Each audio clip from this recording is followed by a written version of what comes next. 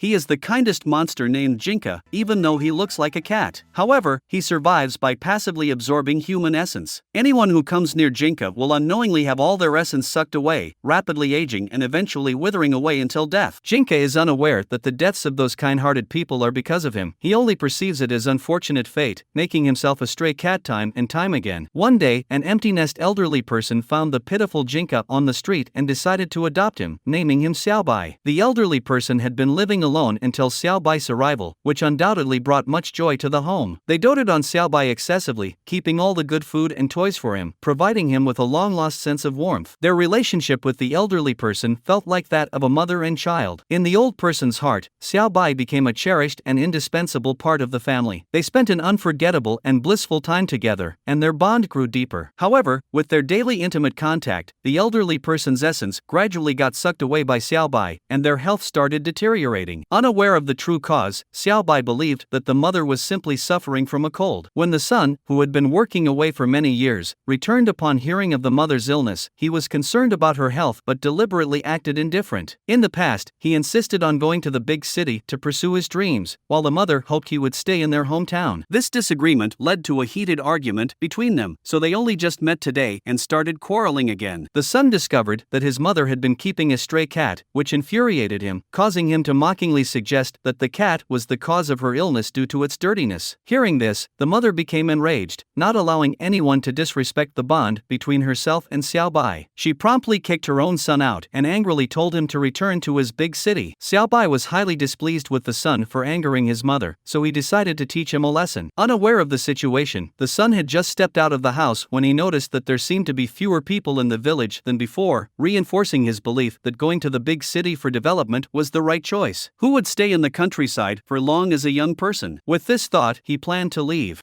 However, halfway through, he encountered a neighbor ant who told him that since he left for the big city, the mother had been alone, leading a lonely and miserable life. The ant hoped that the son would spend more time with his mother. The village, which already had few inhabitants, was now dwindling even further. Many villagers inexplicably fell ill and died, their bodies withered like mummies. The son wondered if there was some kind of monster causing trouble in the village. Before the son could fully process this information, Xiaobai suddenly appeared in front of him. In an instant, Xiaobai transformed into a monstrous appearance but didn't lay a hand on the old man or his son. Instead, he warned him not to anger his beloved mother ever again. This reminded the man of what the ant had said the mother's illness might be related to this monster. After much thought, he decided to seek the help of nearby exorcists to drive Xiaobai away, fearing for his mother's safety. Upon returning home, Xiaobai saw his mother's sorrowful appearance and felt immense heartache. He understood that his mother cared deeply for him, she just didn't know how to express it. His mother gently caressed Xiaobai, and he knew that she was comforting herself. She started coughing again, thinking it was just a common cold. The exorcists had been secretly observing Xiaobai and realized that their relationship was indeed strong. However, Xiaobai sensed their presence. Thinking they were thieves trying to take away his mother's belongings, he chased them away. But as they reached the riverside, the exorcists told him to immediately leave the old person and never return. Xiaobai didn't understand their intentions, but couldn't bear to leave his beloved mother. In an instant, he transformed into Jinka and engaged in a fierce battle with them. During the fight, the exorcists revealed to him that he was originally a monster.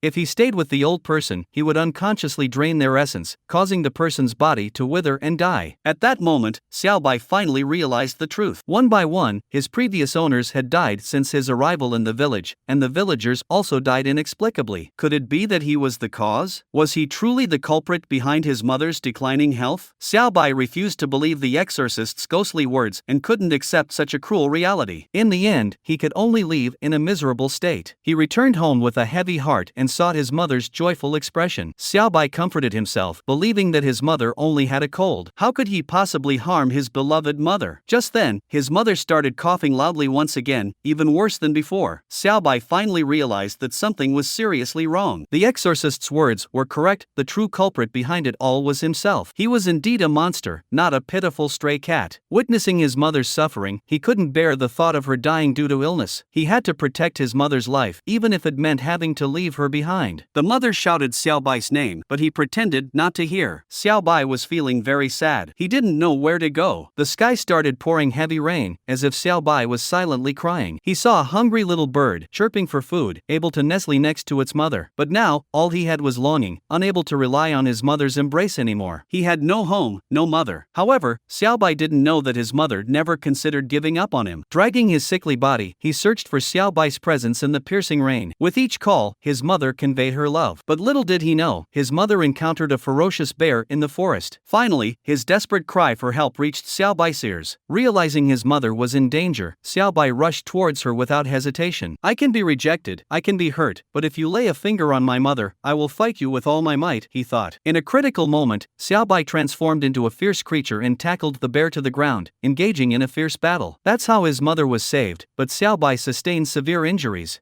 Although he now appeared monstrous, his mother was not afraid. With one look, she recognized the creature before her as her beloved Xiaobai. Holding him, she said, "As long as you're fine, that's all that matters." I was so worried. Thoughtful, Xiaobai propped up his tail to shield his mother from the wind and rain. The long-lost warmth made it hard for him to leave. But soon, his mother started coughing loudly again. Xiaobai understood that if he stayed longer, his mother would likely lose her life. Reluctantly, he pushed her away, without looking back, and headed into the forest. However, this scene was witnessed by his son, who thought Xiaobai intended to harm their mother. Despite being scared, he stood in front of his mother, using his own body as a shield. Suppressing his fear, he said, "Don't touch my mother. She's my family, not yours. If you want to possess someone, find someone else. You can choose me instead." Yes, his mother was his mother, not his. He had always been a monster, and staying by his mother's side would only harm her. Now that her biological son had returned, leaving was the best choice. To sever his mother's attachment, Xiaobai had to reveal his terrifying side. He pretended to be ferocious, casually tossing the collar his mother had given him to the ground. He claimed that being by his mother's side was just to absorb life force. It was laughable that his mother still considered him family. Yet, Xiaobai's words didn't evoke disgust from his mother. Instead, she understood that he was deliberately saying hurtful things. "No matter what, you are still my Xiaobai, my most cherished and adorable Xiaobai," his mother said. Her words nearly brought Xiaobai to tears. He realized that, regardless of his appearance, his mother would never let go of her love for him. Unable to make his mother give up, Xiaobai had to pretend to go berserk and threaten to absorb the life force of everyone present. Just then, the old man's son raised an umbrella and swung it at him. Although he exerted all his strength, the strike on Xiaobai was actually painless. Nevertheless, Xiaobai pretended to be struck fatally, howling before collapsing on the ground. Then, with a terrified expression, he fled. His poor acting fooled others, but it couldn't deceive his mother, who had always deeply loved him.